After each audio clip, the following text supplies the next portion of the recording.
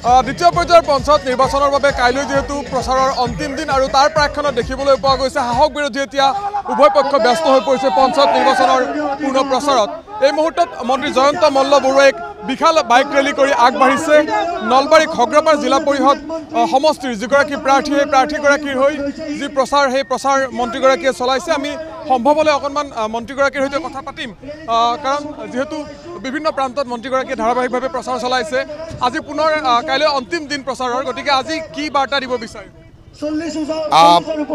অহাকালি আমাৰ প্ৰচাৰৰ অন্তিম দিন আৰু চাৰিওফালে এটা উৎসৱমুখৰ পৰিৱেশ। আজি মই খগ্ৰাপাৰ জিলা পৰিষদৰ প্ৰাৰ্থীৰ লগত একেলগে বিশাল এটা শোভাযাত্ৰা এখন সভা আৰু চাৰিওফালে যিটো উৎসাহ দেখিছোঁ এই উৎসাহে এটা কথা নিশ্চিত কৰিছে যে এইবাৰ চাৰিওফালে ভাৰতীয় জনতা পাৰ্টী আৰু মিত্ৰ দলৰ বিজয় হ'ব। প্ৰখৰ ৰ'দৰ পিছতো কিন্তু কেইবা শতাধিক যুৱক ওলাই নিৰ্বাচনত ৰ'দ বতাহৰ কথা নাথাকে।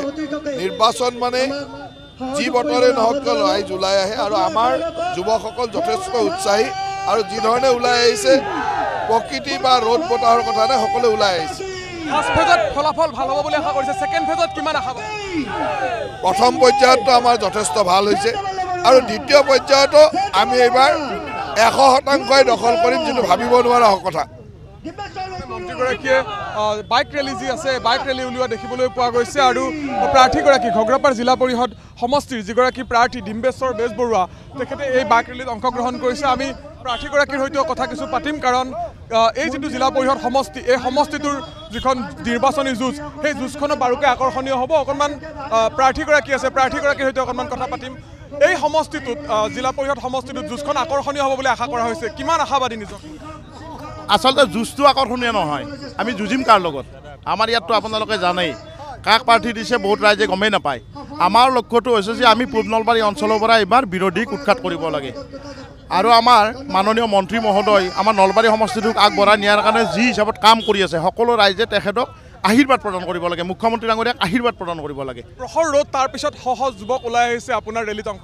আপোনালোকক আমি কৈছোঁ যে পূব নলবাৰী অঞ্চলৰ পৰা আমি এইবাৰ বিৰোধীক উৎখাত কৰিম।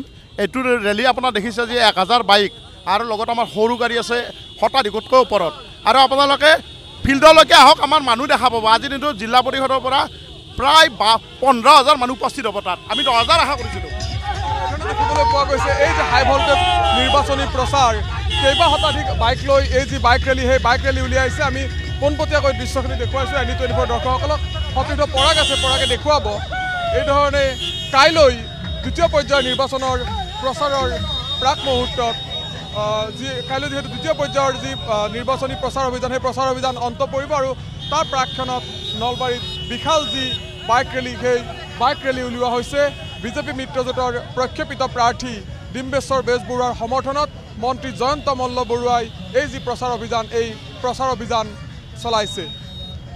নলবাৰী জিলাখনত দুয়োগৰাকী কেবিনেট মন্ত্ৰী মন্ত্ৰী চন্দ্ৰমোহন পাটোৱাৰী মন্ত্ৰী জয়ন্ত মল্ল বৰুৱাই বিগত দিনসমূহত ধাৰাবাহিক যি প্ৰচাৰ অভিযান সেই প্ৰচাৰ অভিযান চলোৱা দেখিবলৈ পোৱা গৈছে আৰু সমান্তৰালভাৱে কংগ্ৰেছ দলৰ ফালৰ পৰাও যি প্ৰচাৰ অভিযান সেই প্ৰচাৰ অভিযান অব্যাহত আছে। অসম জাতীয় পৰিষদেও প্ৰচাৰ অভিযান চলাইছে আৰু নিৰ্বাচনৰ প্ৰাক্ষণত দ্বিতীয় পৰ্যায়ৰ যি ভোটগ্ৰহণ সেই ভোটগ্ৰহণৰ প্ৰাক্ষণত এই ধৰণে দেখিবলৈ পোৱা গৈছে নলবাৰীত আকৰ্ষণীয় যি প্ৰচাৰ অভিযান সেই প্ৰচাৰ অভিযান জমি উঠিছে।